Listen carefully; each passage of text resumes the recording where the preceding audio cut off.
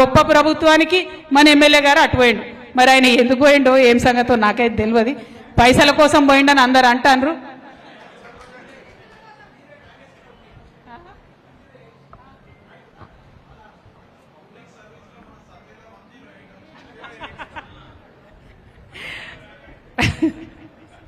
ఇక నేనేం చెప్పాలి, ఒకటి కాదు రెండు కాదు. ఆయనకు పబ్లిక్ మీద కన్సర్న్ ఉంటే పార్టీ మారాడు. ఫస్ట్ ఆఫ్ ఆల్ పబ్లిక్ మీద కన్సర్న్ లేకుండానే పార్టీ మారిండు. అయితే మొత్తం ఎమ్మెల్యేలు మొన్న పట్టిక వచ్చిందట, ర్యాంకింగ్ ఎవరు ఎట్లా పనిచేస్తురని. ఉన్నది ఎంతమంది ఎమ్మెల్యేలు మనకు తెలంగాణలో? అంతేనా? 119 మంది ఎమ్మెల్యేలు ఉన్నారు. అందులో మన గొప్ప జగిత్యాల ఎమ్మెల్యే గారికి వచ్చిన ర్యాంకు 108. 119 మందిలో 108వ ర్యాంక్ వచ్చింది. అంటే అంత గొప్పగా పనిచేస్తున్నాడు సంజయ్ గారు. మరి ఈ గొప్ప పని చేయడానికి అక్కడికి పోవడం ఎందుకు అన్నది ఎవరికి అర్థమైతే లేదు.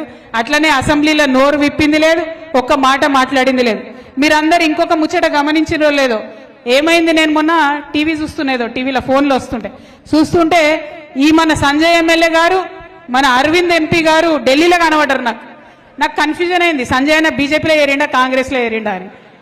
మీకేమైనా అర్థమవుతుందా ఏ పార్టీలో ఉన్నాడో? నాకైతే అర్థమైతే లేదు, ఆయనకు కూడా అర్థమైతే లేనట్టున్నది. కాబట్టి ప్రజలకు కూడా కన్ఫ్యూజనే ఉన్నది. ఈయన ఒకసారి బీజేపీ ఎంపీతో కనబడతాడు, ఇంకోసారి కాంగ్రెస్ ముఖ్యమంత్రితో కనబడతాడు. అంత కన్ఫ్యూజన్ గందరగోళం ఉన్నది. సరే, ఆయన ఏ పార్టీలో ఉండని, కానీ జగిత్యాలకు రావాల్సినటువంటి నిధులు, జగిత్యాలకు జరగాల్సినటువంటి అభివృద్ధి, జగిత్యాల ప్రజలకు రావాల్సినటువంటి పథకాలు ఇవి తీసుకురాకపోవడం మాత్రం చాలా దారుణం. అవి తీసుకొని రావాలని చెప్పి ఎమ్మెల్యే సంజయ్ గారిని నేను డిమాండ్ చేస్తా ఉన్నాను. ఇంకొక మాట, మన గ్రామాల్లో మనం ఈశ్వరన్న నాయకత్వంలో రోళ్లవాగు ప్రాజెక్టు కట్టుకున్నాం, కంప్లీట్గా రైతులకు లాభం చేద్దామని. మనం మొత్తం ప్రాజెక్టు కట్టినాం, వాళ్ళకి కనీసం దర్వాజా కూడా కట్టస్తలేదు. 18 నెలలైంది. ఒక్క గేటు పెడితే ఇవాళ ప్రాజెక్టు మొత్తం నడిచే పరిస్థితి ఉంది.